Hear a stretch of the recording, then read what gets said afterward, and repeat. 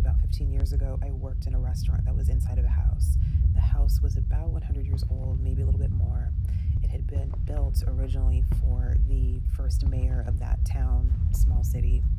I don't know how long families lived in that house, but by the 80s, it had been converted to a restaurant, a somewhat well known French restaurant, which was led by a well known French chef.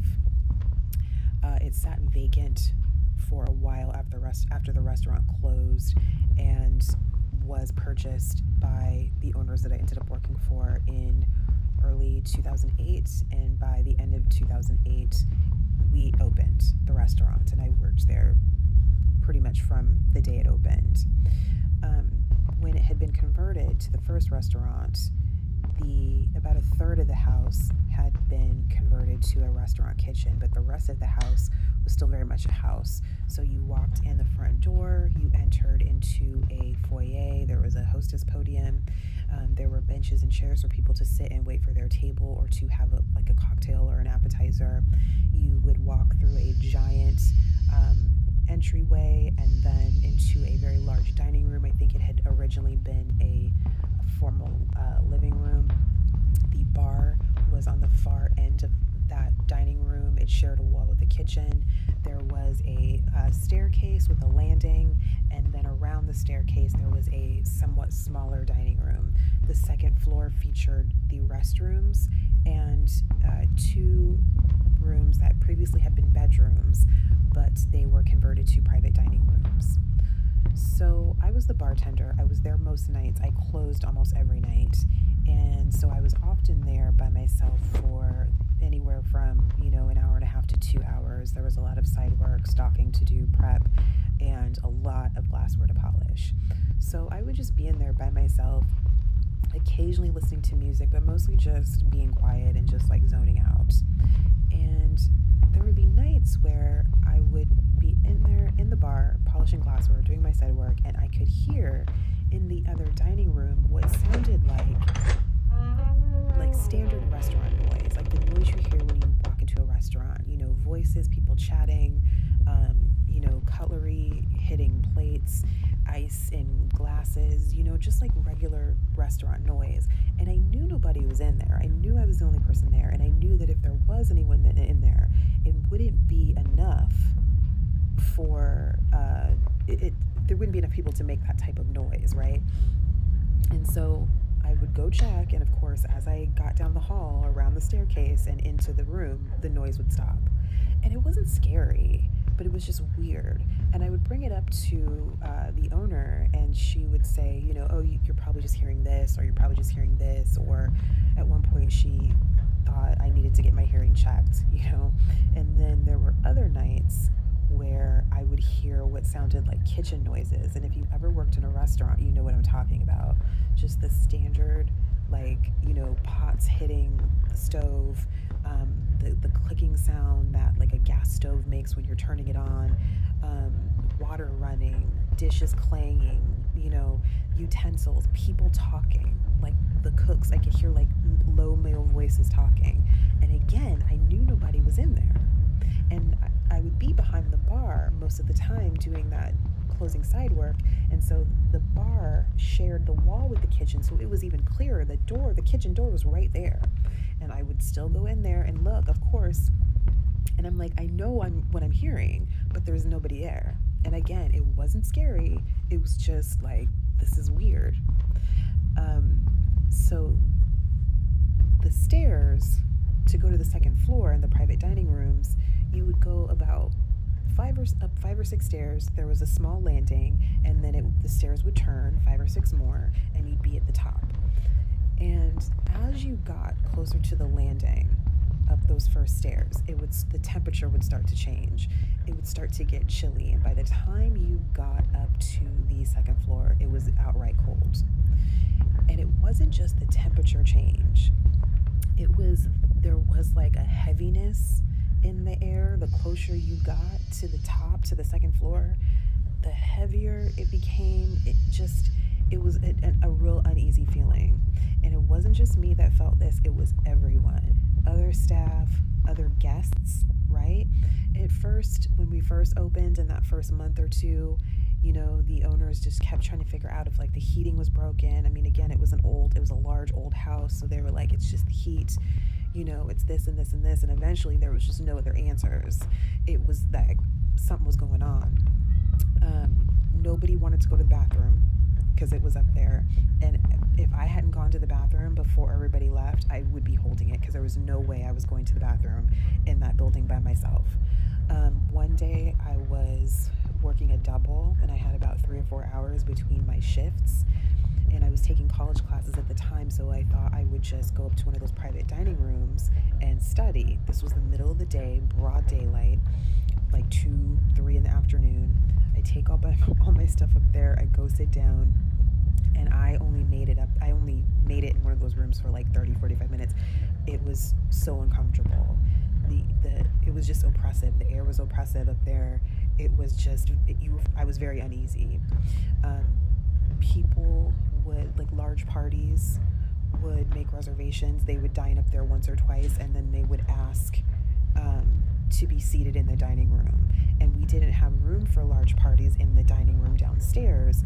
And they were like, we don't care. You can break our party up. We just don't really like it up there. Like, nobody wanted to be up there.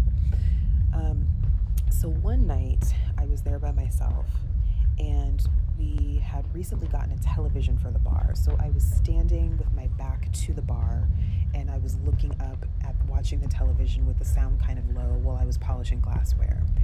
And I was looking at the television, and I just, like, at the same time, this, like, dark blur just, like, zipped by my right eye, and I felt like this jolt of electricity just go all down the side of my face and my neck. The hair on my arm just stood up on my right arm. So I turned and looked, and I was facing that large entryway that I mentioned that was connected to the foyer, and I didn't see anything. But I just knew, like, something else is here. Wasn't scared, but just kind of, I don't know. I went around the bar, I went out into the foyer because I was just looking for anything.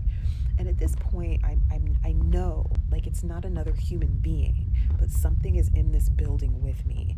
And I was rounding the stairs, and as I got closer into that other dining room, I started to feel the electricity even more. So you would walk through the door to that other dining room was on the right-hand side, and you would round the corner into the dining room, and there was like a little weird alcove. Nobody really knew what it was, and you could fit like a table and 2 chairs there, like a bistro table and chairs there. And as I walked further into that dining room and got closer to that alcove, all the hair on my body stood up. Not necessarily my scalp, but like my arms, the back of my neck. Like, I felt like someone had just zapped me with electricity, and it just kept getting stronger. And I started to get uneasy. That's when I started to get uneasy. And again, I wasn't fearful, but all I could say with certainty was that I knew that something was in that house with me, or some things, a group of people, I don't know, and they were in that alcove. They were sitting at that bistro table. I shut everything down. I left. I did not finish my side work. I came in the next day. My boss was like, why was all this stuff out? And I told her what happened. And she was just like, yeah, there's been some stories about this house. And I'm like, oh, so now you tell us, like, all this stuff about me hearing things and saying, and you're trying to make it seem like I'm crazy. Anyway, long story short, that experience changed my entire perspective on what I think, quote unquote, ghosts are. I don't necessarily believe in ghosts as ghosts. After that day, I no longer believed in like transparent figures floating around a house. You know what I mean? It's energy. It is just straight up energy, and that is absolutely what I felt that day.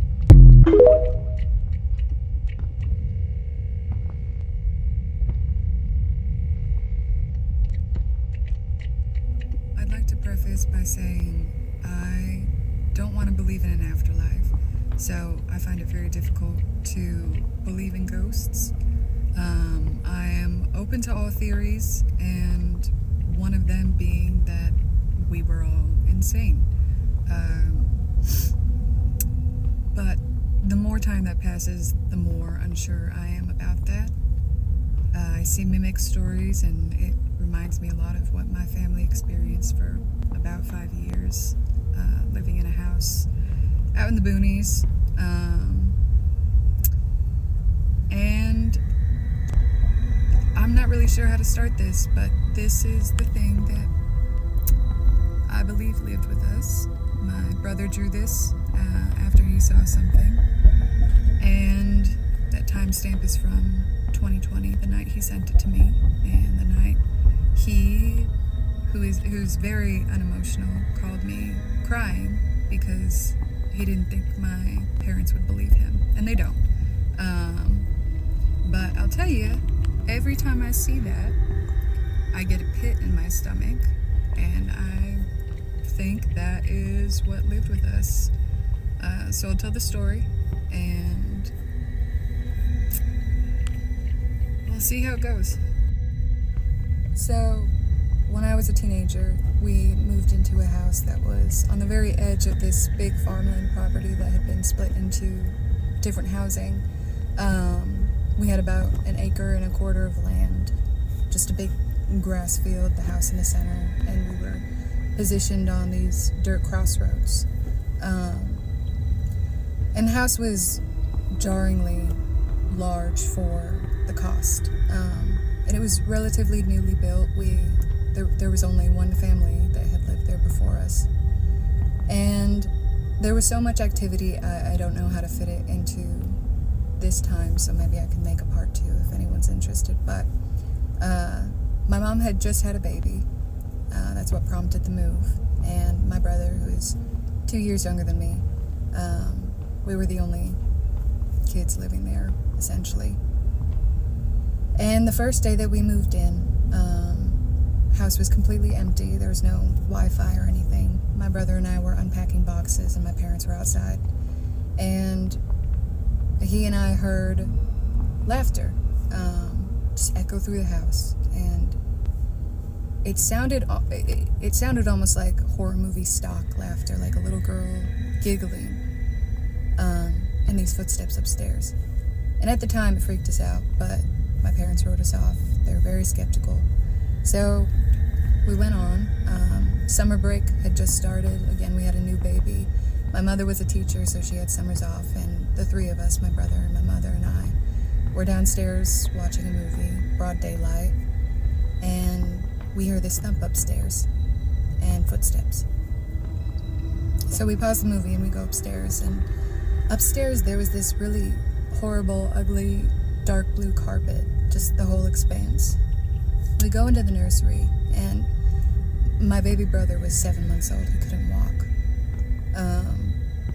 He's asleep in his crib by the door, and we immediately noticed that this crawl space thing, you know, those push-up things that you slide over, which can't be suctioned up by the AC. It has to be pushed and slid. It's open a crack, like this big. And there's the shit on the carpet, the stuff on the carpet, and we realize it's like drywall powder, and it's underneath the crawl space, and there's a trail of it to the crib. And that crawl space, you know, it was just insulation. There wasn't an attic or anything, and in Arizona there really isn't, you know, wildlife that lives there. So my stepdad comes home and he checks it out. There's nothing up there. A few days later, the same thing happens. A few days later, the same thing happens, and it goes on for about 2 months, all while other activity is happening. Then it stops. And skipping forward a few years, 2 years later, my mother had another baby, my baby sister. Sleeps in the crib, the same crib my brother slept in. And around the same time, they were born a month apart, same thing starts happening. Right in the middle of the day, crawl space is open, and there's dust trailing to the crib. as far as that thing I showed you, there were a lot of instances. I feel like if there was something in that house, there were multiple things.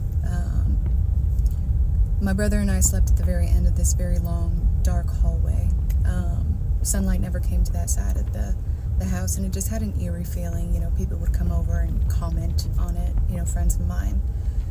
And in solidarity, because we were so scared, my brother and I slept with our bedroom doors open and a nightlight in the hallway.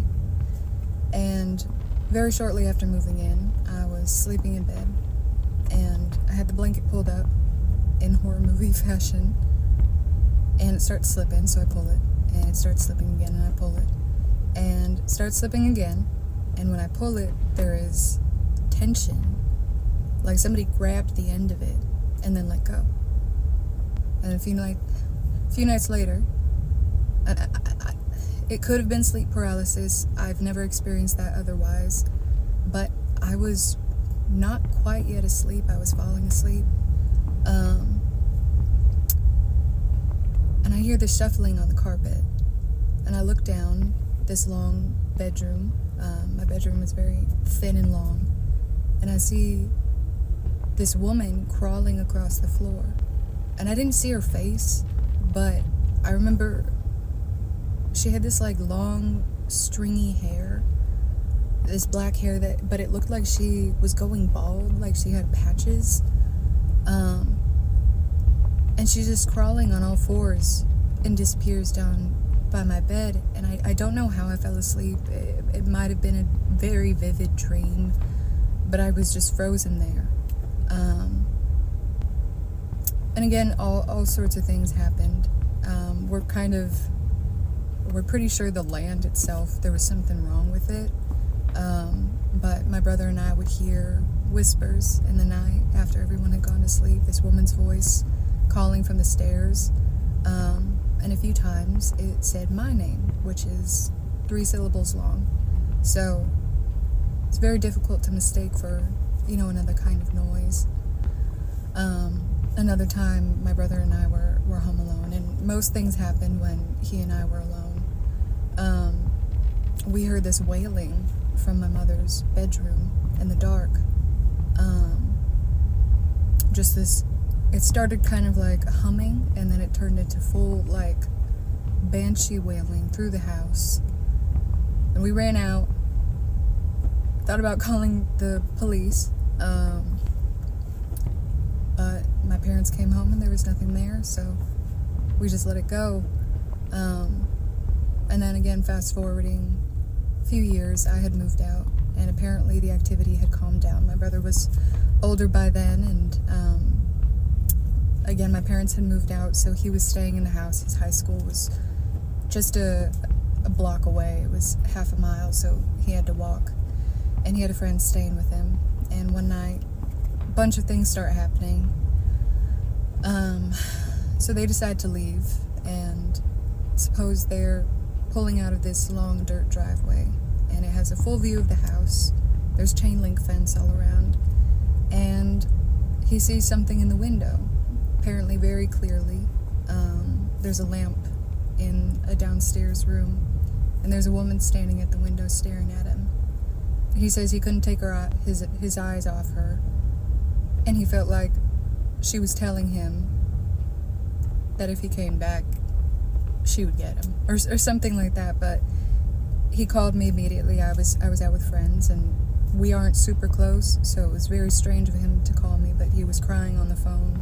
And then he drew that picture, and I felt so sick.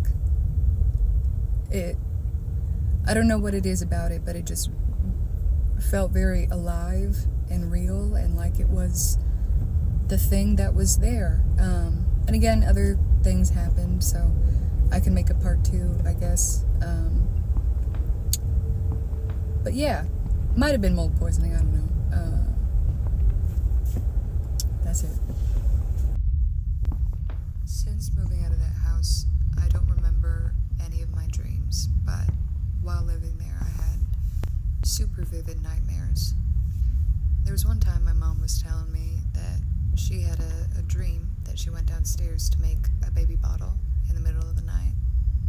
And she looks over to the living room and sees my dog walking on two legs, and he stops like she caught him, and he has human eyes. He just walks out the door. And the fucked up thing is that I had a very similar nightmare, that I was just outside that door, standing on the back porch, and my dog walks by on two legs, looking very humanoid.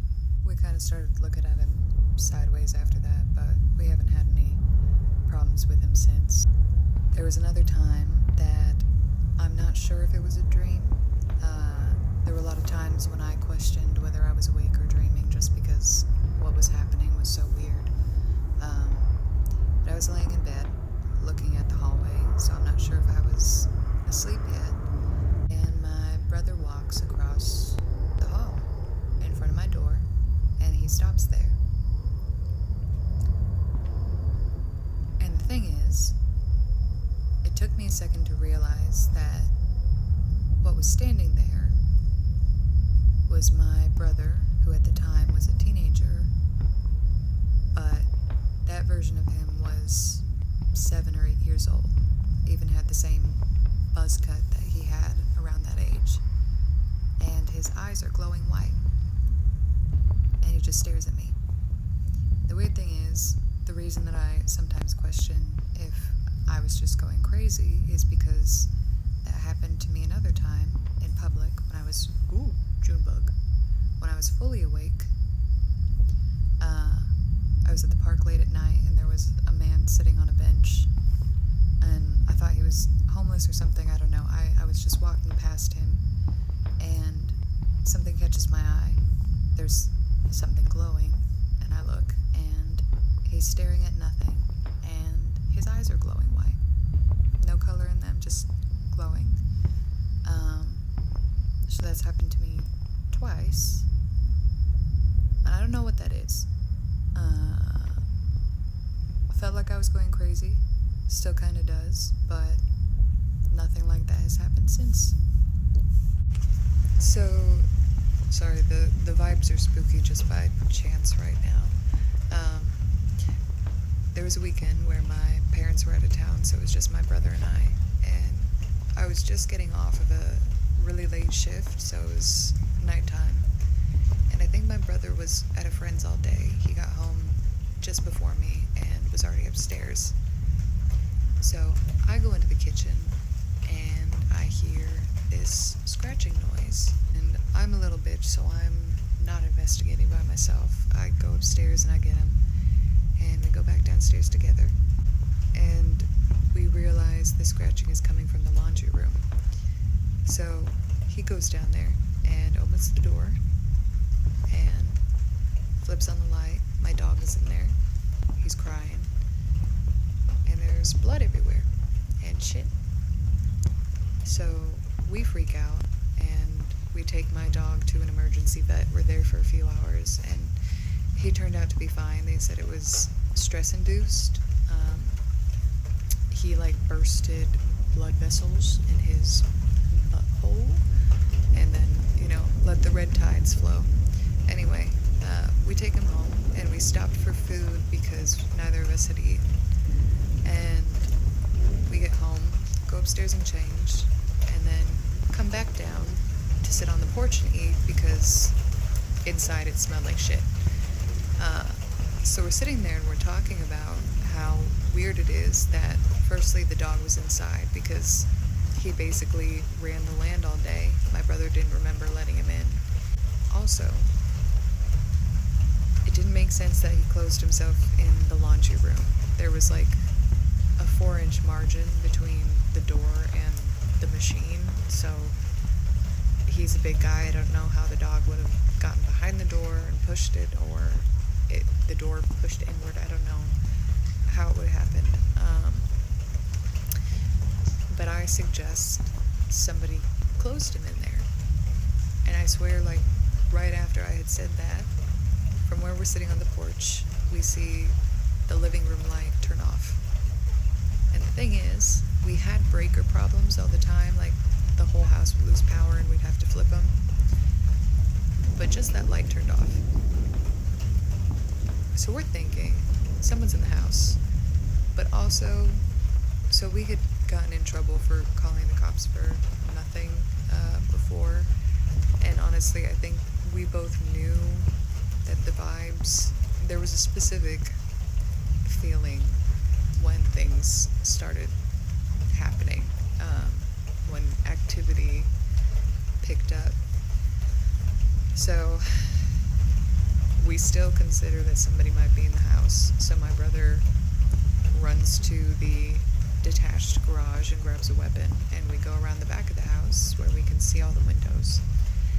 And we're standing there looking up and realize that through my parents' bedroom, their door is open and the light is off in the hallway.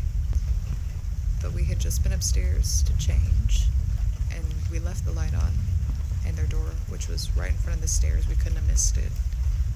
Their door was closed.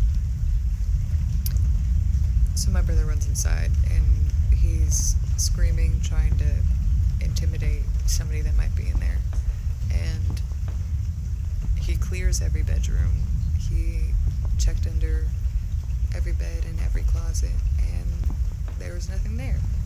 We saved the nursery for last, even though it's in the center of the house, just because I think we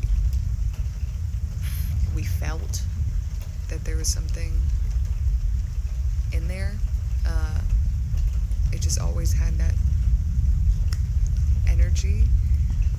So walking in there, I did expect somebody to be inside, and nobody was. So we went downstairs, we ate, and we cleaned the mess, and we slept on the couch for like 2 or 3 days waiting for my parents to come home. Oh. Thing is, my parents are huge skeptics. I think my stepdad more than my mother, but they still make fun of us when we even suggest that anything was weird about that house. But if they drink enough, sometimes they have stories. So once my mom told me that she had a nightmare, that there was a dark shadow in the corner of her room by the door of the nursery. She woke up crying and got the babies and put them in her bed because she felt like whatever was there was gonna get them. And my stepdad, who is a bigger skeptic, he did admit once that, and not to me, he told my mother, and my mother told me, he was sleeping one night and woke up to some, like, thumping by his bed, and then he heard his name called from under the bed, which is what I had been experiencing for years. And I guess he just rolled over and went back to sleep, but he had to wake up super early for work, like 4:30 in the morning, so my mom had this big, like, blackout soundproof curtain in front of the bathroom so that he wouldn't wake her when he was getting ready. And one morning she wakes up and looks at her phone because she hears whispering in the bathroom. And apparently it was like 5 in the morning. My stepdad was at work, but she thought that he was still there and that he was running late, so she gets up to talk to him. She goes to the bathroom, and behind the curtain it's dark, and she hears a low growl. And my dog, he can't climb the stairs. There's just no explanation. My baby brother once told us, so he would stand in front of the stairs as a toddler and talk up to this, like, landing. We'd ask him, like, who are you talking to? And he would say, the man upstairs. One night he woke up crying, and he told my mom that the bad man was touching his feet under his blanket.